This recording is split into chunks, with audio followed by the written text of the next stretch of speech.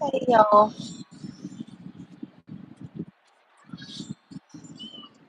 hope everybody's having a good day. Just headed home from work. I just figured I'd get on here for a minute. I've been going back and forth with some decisions I've had to make lately as a parent, and it's not easy. Um, you have to do what's best for your kid, and you also have to make a decision that you hope is the right decision, and that you won't be regretting later. And it's hard. Parenting is so hard. And so we all know that my son lost a friend this week to suicide. So I couldn't miss work today. I didn't have any time off to miss work. So he went to the funeral today. Hello. I had my son's 14, and I had to make a hard decision today to let him go to this funeral of this 14-year-old boy that had um, killed himself through suicide. And I'm not going to say how, but man, the decisions you have to make as a parent are so hard. And I just wish that, you know,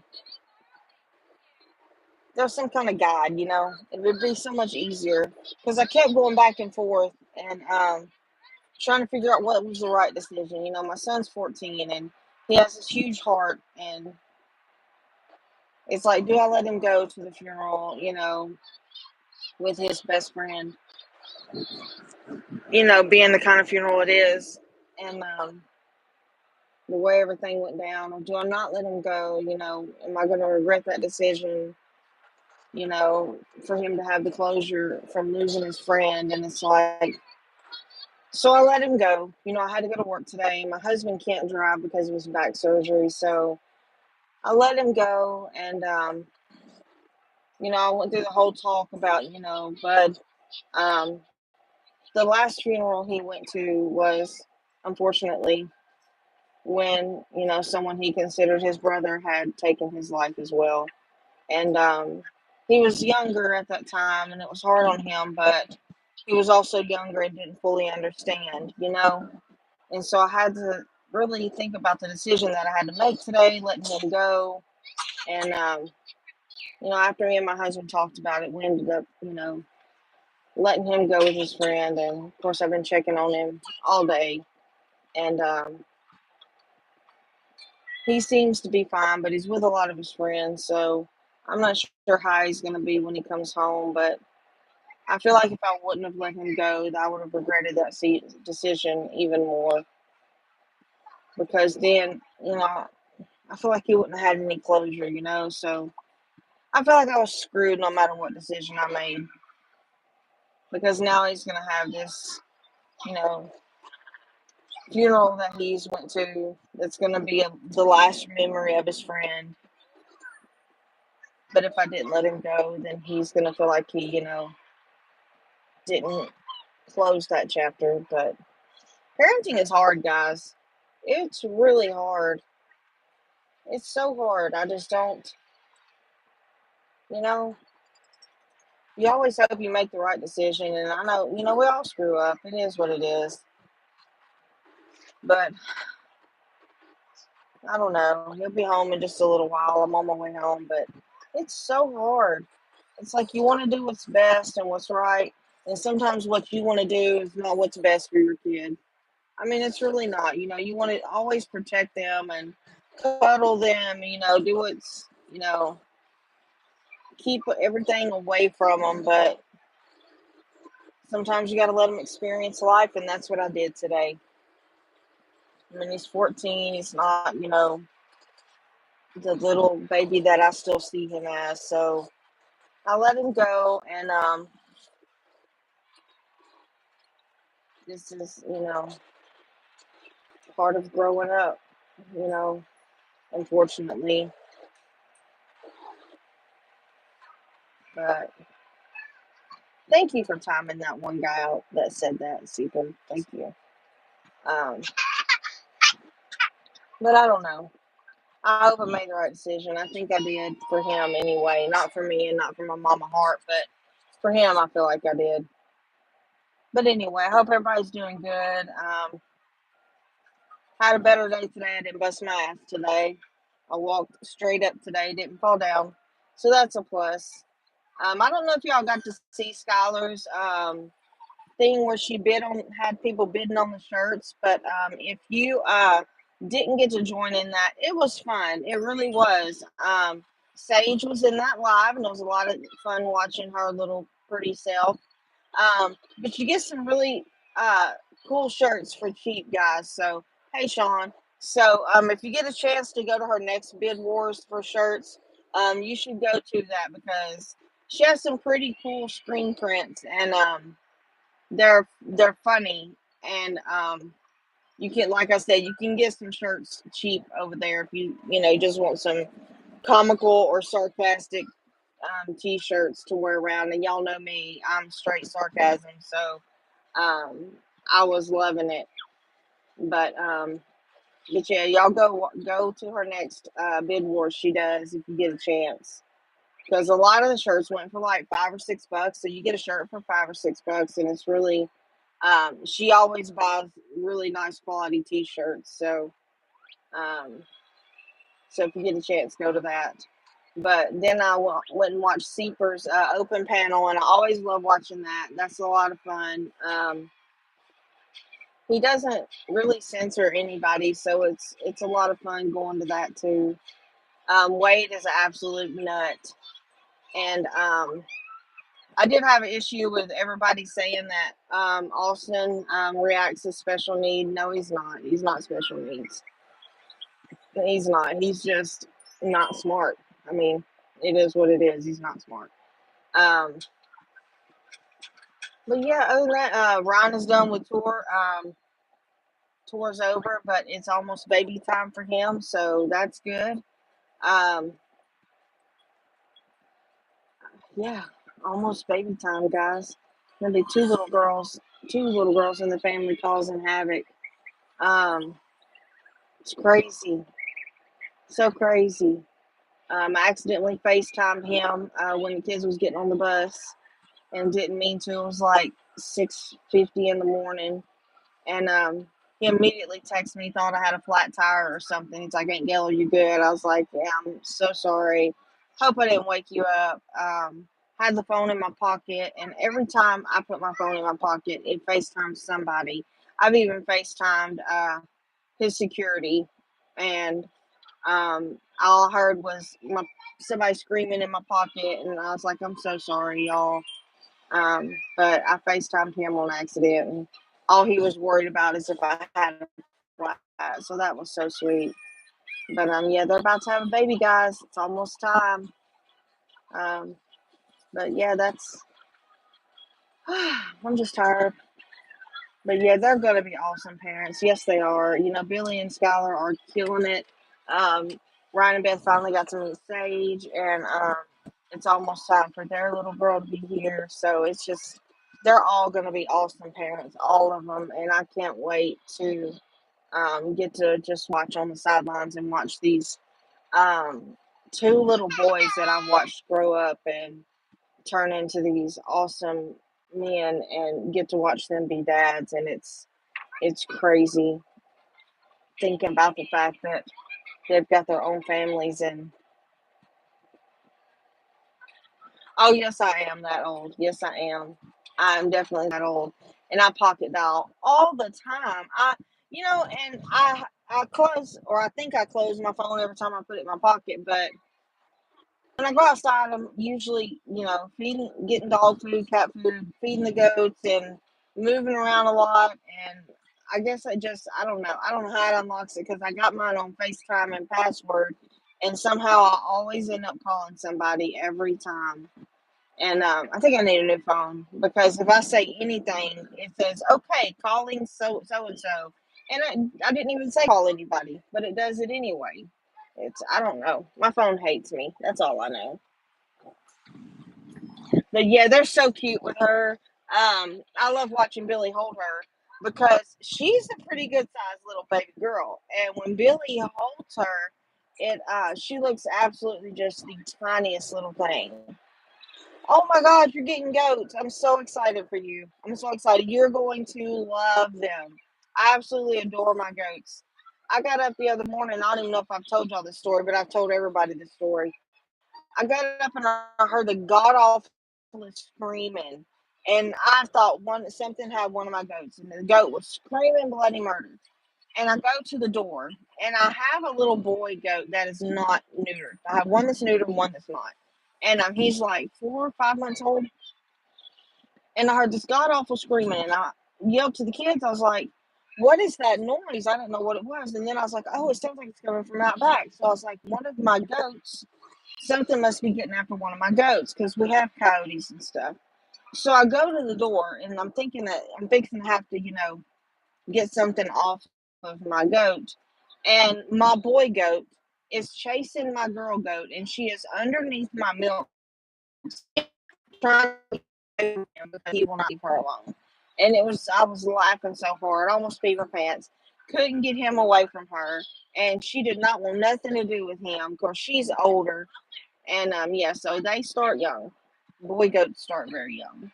But it was the worst sound I've ever heard in my life, and it's the first time I ever heard it, and it was so funny. And the kids were like, "What's going on?" And I couldn't even stop laughing long enough to tell them what had happened. But she did not want anything to do with that boy at all. So if you hear screaming, it sounds like somebody dying. It's probably your boy goat chasing your girl goat because the girl goats don't want nothing to do with them boy goats at all. But I hope all you guys get out there and vote this November, guys. Please get out there and vote. Yeah, that I have one that's so cousin. Now the one from my cousin is Nigerian. I got two from a friend. They're mixed. They're Nubian and Nigerian. Um, but then I got one that's half pygmy and half Nigerian. So I have six. But absolutely love them. Then I have a girl that is Nigerian. She's absolutely beautiful. But you will love them. They are so much fun. And when they get excited and they start running and jumping and kicking, it is, oh my gosh, it's so much fun. But yeah, please get out there and vote because y'all, I'm so tired of going broke at the grocery store. Like something's got to give. Something is just. I go to the grocery store, and when almost all of my check goes to feed my family, that's not good. And then the rest goes in gas. Like it's not good, you know. Um, and I know always around voting time, stuff will go down a little bit just to make everybody think that, hey, the person in there is lowering prices. No, they're not. They're doing it just to trick y'all, you know. But it's just, I don't know. I just want things to change, and what's in there ain't working. So why would you vote what's in there to stay? But I don't know. But y'all continue, please, to keep Wade's wife in your prayers. She is home, and she's doing better, but she still is under her doctor's care, and she definitely needs prayers. So does Wade. Wade prayers. He's a little under the weather right now, but he's not feeling that great. So please pray for Wade. There's so much stress on both of him and his wife. Both of them so worried about each other that they definitely need some prayers headed their way. So we just need to just think about them as much as you can. I don't know, y'all. Just so many people are going through a lot of stuff. I just hope that everybody can find it in their heart just to keep everybody in their prayers, because so many things are going on with a lot of people that we all care about. You got Kay's son. Please keep him in your prayers. I know he's young, but he is going through a fight for his life right now. So we need to remember him. Um, Keep my friend Andy still in your prayers. He buried his son last week, and he's still um, struggling with that. So please keep him in your prayers. Um, Anybody else that y'all can think of, just we got a really good community here. Let's just always, if there's anybody you think of, just put their name in here, and we'll just keep that going. And I love everybody, and I just want to see everybody healthy and happy. Life's not easy as it is, and when you add things on top of it, everybody needs prayer. But anyways, pray for Chris's family, because today is probably going to be the hardest day of their life, burying their son. Um, I can't imagine. I Y'all, I don't know what would happen to me if um, I lost Cedric, and I tell you what, I remember that phone call when it came in, and I remember every single word of it when I got told that what happened with him, and I remember it like it was yesterday. So I can't imagine. And he was older, so for them to have that, find their 14-year-old, I can't, I can't imagine. The world's so cruel, and the only people that can fix it is us. That's all. That's all. Only people that can fix it is us. I love kids, and you know, the judge asked me one time. He's like, the last time I went to court over a kid, he said, "How many kids, Gail, are you gonna take in?" And I said, "As many as I can, like as many that need me." And I meant that, and I meant it, and because I mean that's what we're supposed to do. We're supposed to look out for kids. I feel like, when I grew up, everybody in the neighborhood looked out for everybody's kids. And I just feel like nobody does that anymore. Nobody looks out for people's kids anymore. They see a kid walking down the road, and nobody thinks to stop and be like, "Hey, are you okay?" Shouldn't be a little kid walking down the road. Hell, if I see a little kid walking down the road, I'm going to stop and be like, "Hey, bud, where you live? Where's your mom and dad?" I'm not some creepo trying to pick them up, but you shouldn't be out by yourself. I can't stand it when I go to the store and I see little kids running around by themselves. Like, where's your mom and dad? And I'll sit and watch them, hoping that hopefully a mom or dad pops up somewhere. We got to do better. I don't know. Kids are a very sensitive subject for me. I've seen the worst of what can happen to kids, and it's just heartbreaking. I had a little kid one time that came to me, and she was 4 months old, and she already had body lice and head lice. And how at 4 months old you got body lice and head lice? How? Like, I don't. How does that happen? I don't know. I've just seen the worst, so I just worry. But I don't know, y'all. I had a neighbor something.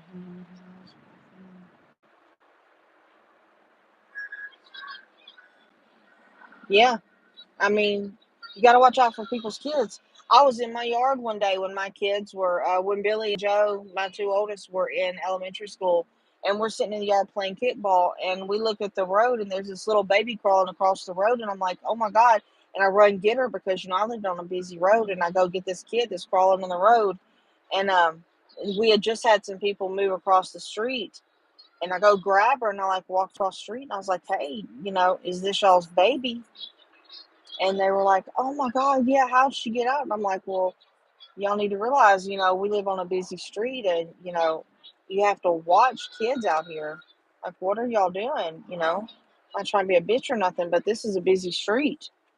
But that's what you're supposed to do. You watch out for people. Like make sure kids are okay.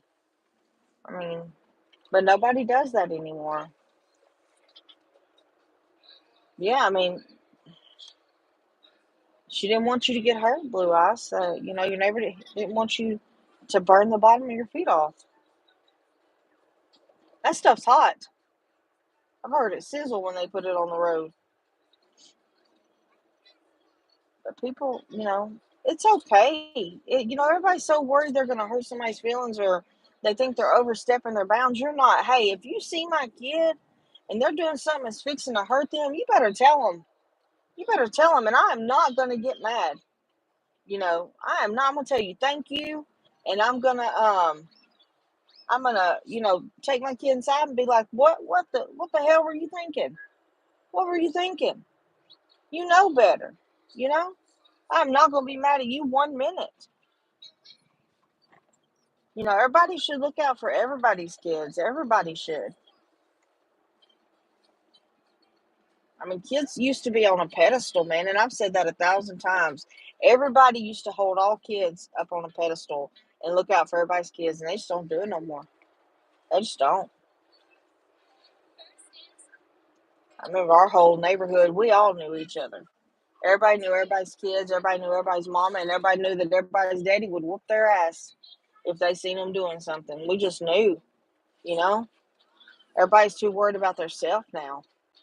Everybody's too worried about what's going on in their own life. Not me. I can't tell you how many kids I've told, would your mama want you doing that? I don't think she would. Now go on. Go on somewhere. Because your mama would not be happy with you right now. And there's nothing wrong with that. And then I call the mom and be like, hey, guess what your kid was doing? Because that's what you do. But nobody wants to talk to anybody anymore. Everybody just wants to sit and do their own thing and be so busy with their own life, and nobody communicates, nobody talks. That's why I like having get-togethers. I like getting everybody together, and I always tell my kids, hey, when everybody comes over, there will not be a phone in your hand. You will not touch it.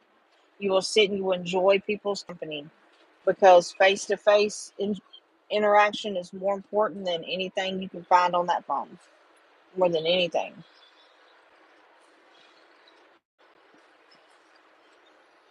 And they'll be like, well, I'm going to text my brother. No, you're not. You're going to call him. You're going to pick the phone up. You're going to call your brother. That's why we still, like I tell you all the time, we still sit down at the dinner table. And I will not allow the TV to be on. Nothing. We sit down at the dinner table. We talk. That's just what we do. But, y'all, I'm about to pull in my house. But I love you guys. And you guys have a great day. And I'll get on here sometime this weekend. And just see what everybody's up to. Watch some lives and chit chat with you guys. But it's supposed to be a little nicer this weekend in Tennessee, so hopefully I can get outside a little bit, and it won't be so hot where we're just melting away.